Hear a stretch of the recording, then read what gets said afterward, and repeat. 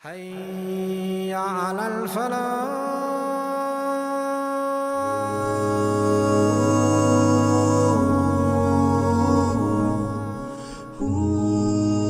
Allah does as He wills, Allah creates whatever He wills, Allah guides whom He wills, Allah deviates whom He wills, izzat, respect, Allah gives to whom He wills, and disgrace and bringing one down, Allah does to whom He wills, Allah gives wealth to whom He wills, Allah withholds wealth from whom He wills, happiness to whom Allah wills, sadness to whom Allah wills, life to whom Allah wills, death to whom Allah wills. Whatever happens, that which Allah wills will happen. It will happen in the time that Allah wants it to happen. It will happen in the manner in which Allah wants it to happen. It will not happen before Allah wanted. It will not happen after Allah wants. It will not happen more than that which Allah wants. It will not happen less than that which Allah wants. Allah is the giver of life. Allah is the giver of death. Allah is the giver of health. Allah is the giver of sickness. And that which Allah does not will, all the forces of this earth can get together. They will not ever bring it into existence. Majestic pride is my garment, is my robe. And greatness, bigness, loftiness, splendor, this is my garment. And whoever competes with me for any one of these things, then I will not look at who he is. I will throw him in the fire of hell. Why? He is the Almighty Allah. No God has the right to be worshipped but He. He is the knower of the seen and the unseen, the most merciful, the most kind. He is the Almighty Allah. He is the King of all kings. He is the pure. He is the holy, free from defects. He is the watcher over his subjects. He is the giver of peace. He is the giver of security. He is the compeller. He is the supreme. He is the creator. He is the maker. He is the fashioner. He is the bestower and the giver of forms. To Allah belong the beautiful names. He is the Almighty and He is the All-Wise. Allah complains, "Oh my slave, you have turned away from me. You have gone in some other direction. I, O Allah, am I not sufficient for you?" Oh my slave, to whom are you turning your attention to? To whom are you turning your attention to? To something that is better than you? Sahaba of Muhammad sallallahu alaihi wasallam request the Nabi of Allah, "O Muhammad sallallahu alaihi wasallam, tell us, is our Allah far away? Is our Allah far away? Do we need to shout out to Him? Or is He nearby? Can we whisper to Him?" "O Muhammad sallallahu alaihi wasallam, my slaves are asking you about me. Tell them that I am very near. We are closer to you, closer to you. A pregnant woman carrying a child, that child is not as close to the mother as Allah is to each of His slaves. We are closer to you than your jugular vein. I will answer them.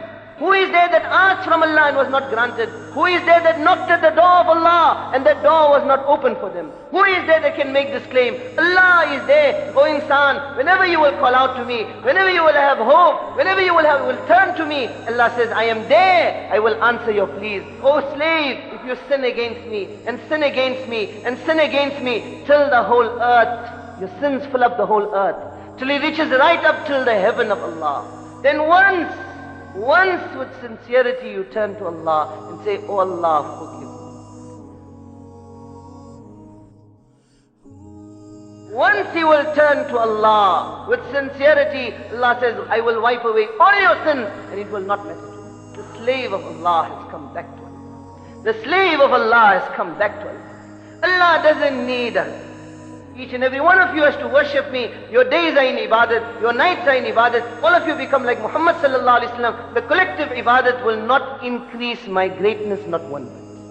Oh my slaves, if all of you have to become fajir, have to become fasik, your days are in disobedience, your nights are in disobedience, all of you become the slaves of shaitan, all of you become like shaitan, this will not diminish, this will not decrease from my greatness, not one bit. Allah is independent. Allah does not need His creation. O mankind, all of you are beggars. You can be a president, you can be a minister, you can be a millionaire, you can be a billionaire. In front of you, Allah, you are a beggar. Allah is the only one independent, and Allah is the only one worthy of praise. Comes home, to Khadija radiallahu ta'ala anha, Ya Khadija, mission of Nubuwwat has been outlined. Oh Khadija, the days of sleep and rest for Muhammad sallallahu alaihi wasallam have come to an end. Oh Khadija, who am I going to invite? Who is going to listen? Who is going to listen? The weight and the worry of the whole of mankind, whole of insan, whole of jinnat had been placed on the shoulders of Muhammad sallallahu alaihi wasallam. I will be the first to take the place. From the first day, he gave everything, everything. She was the wealthiest woman in Makkah, yet the day comes that there is no food at home. Today his own ummah has forgotten his efforts. Ali radiallahu anhu says, that person who will rely on his intelligence, he will go astray. That person who will rely on his strength, he will be disgraced. That person who will rely on his wealth will run short. That person who will rely on his mind will be destroyed. That person who will rely on Allah, that person who has corrected his relationship with Allah, Allah will correct his relationship with the entire creation.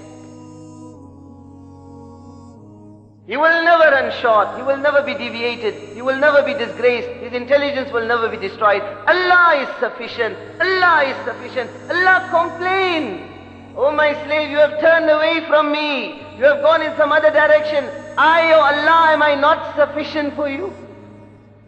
Oh my slave, to whom are you turning your attention to? To whom are you turning your attention to? To something that is better than me? But to cry that the deen of Allah is dying. The deen of Allah is dying. That deen for which my beloved Nabi took the stones of Taif.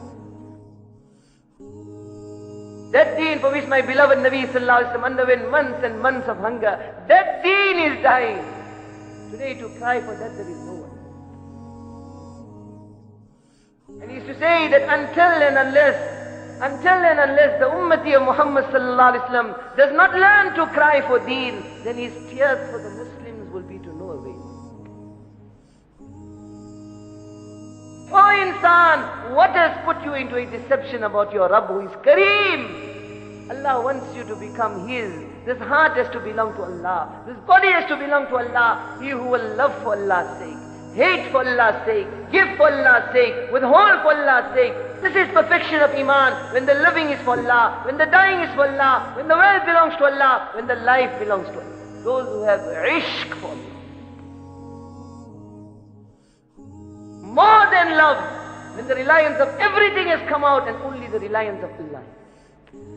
And Allah speaks of the basic, most fundamental level of hidayat, that whether it is beneath the earth, whether it is the minerals, whether it is the platinum, whether it is the iron ore, whether it is the gold, whether it is the silver, whether it is the surface of the earth, whether it is the mountains, whether it is the rivers, whether it is the trees, whether it is the birds, whether it is the insects, whether it is humankind, whether it is jinnat, whether it is the animals, whether it is the multitudes of creations living within the seas, whether it is the clouds, whether it is the asteroids, whether it is the comets, whether it is the planets, whether it is the sun, whether it is the stars moving upwards, the first heaven, the angels of the second heaven, third heaven, fourth heaven, fifth heaven, sixth heaven, seventh heaven, whether it is Jibreel, whether it is Mikael, whether it is Israfil, whether it is Israel, the basic, most fundamental level of hidayat, that from the earth till the arsh of Allah, everything is dead.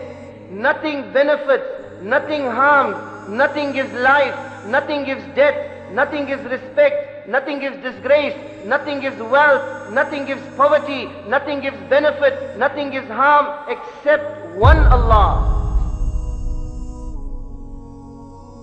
Oh insan, look around you. Every single thing within the heavens and the earth, every single thing within the universe, it testifies and it bears witness to this fact, and it will remind you that Allah is the greatest and greatness belongs to the Almighty Allah alone. Look at the creation of man. When you ponder over the creation of man, when you look at the eyes with which he sees, when you look at the ears with which he hears, when you look at the nose with which he smells, when you look at the tongue with which he tastes, when you look at the hands with which he grasps, and touch and the head with which he thinks, you will realize that the greatness is for the Almighty Allah subhanahu wa ta'ala. You look at the intelligence of man, and you look at his technology, you look at his advancements, you look at the tools he possesses, yet he cannot equal and make something as simple as a spider's web. You know that the greatness is for the Almighty Allah. When you look above you and you look at these great creations of the Almighty Allah, the sun and moon, and you ponder over their fixed courses,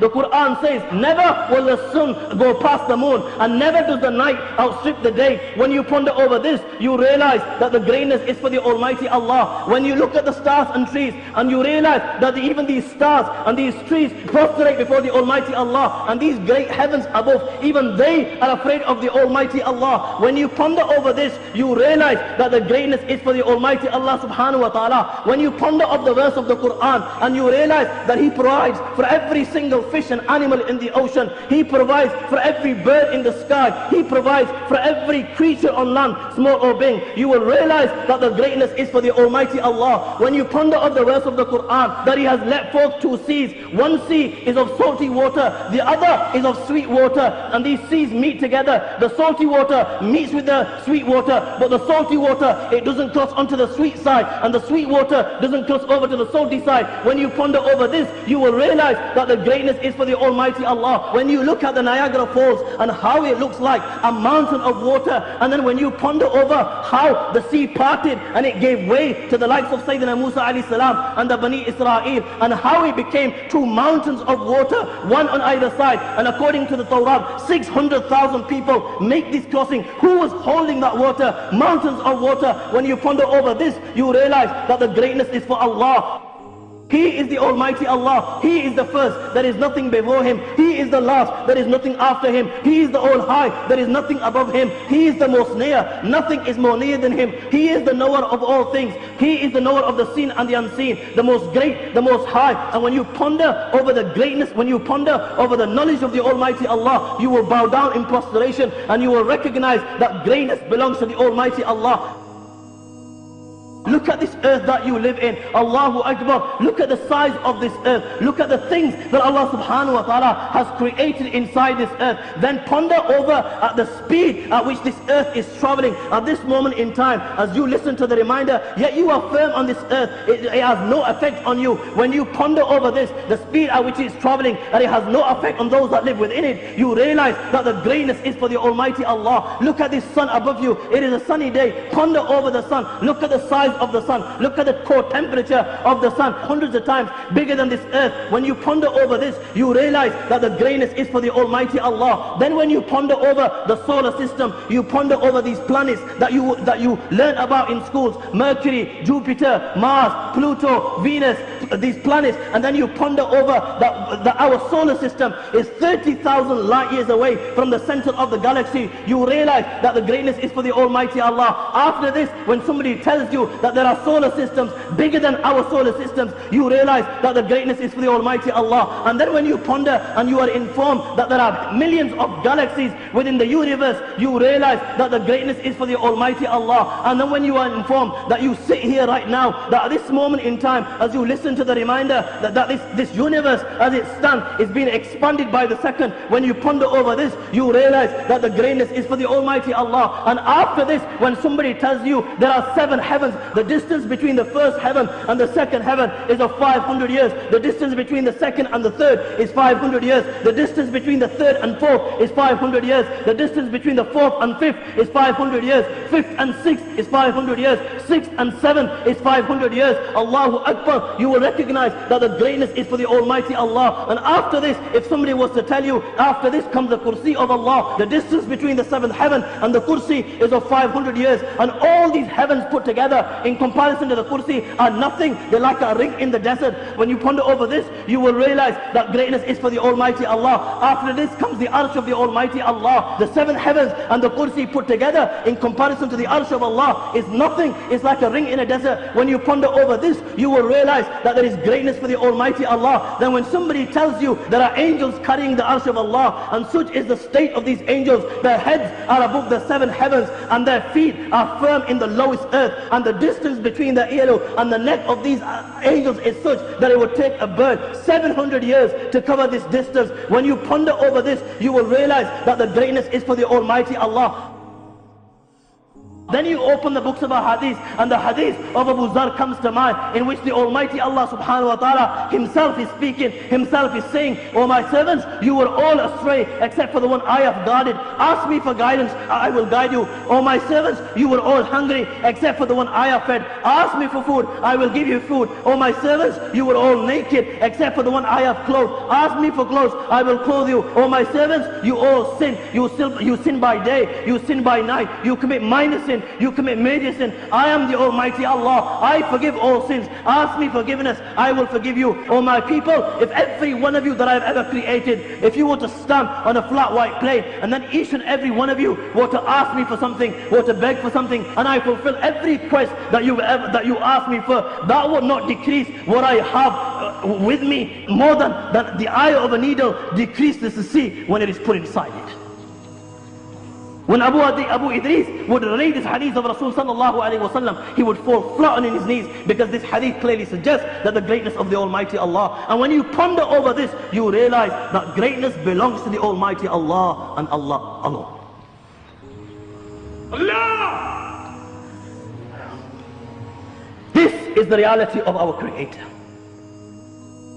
Then when you ponder over the day of judgment, this earth will be grasped in his hand, and these 7 heavens will be rolled up in his right hand, and the Almighty Allah will say on the day of judgment that I am the king, I am the king of all kings. Where are the kings of the dunya today? When nobody answers, everybody will be dumbfounded, everybody will be speechless, everybody, their heads will be on the floor, there will be prostration. When you see this on the day of judgment, you will acknowledge Allahu Akbar, Allahu Akbar. Allah is the greatest, and greatness is for the Almighty Allah.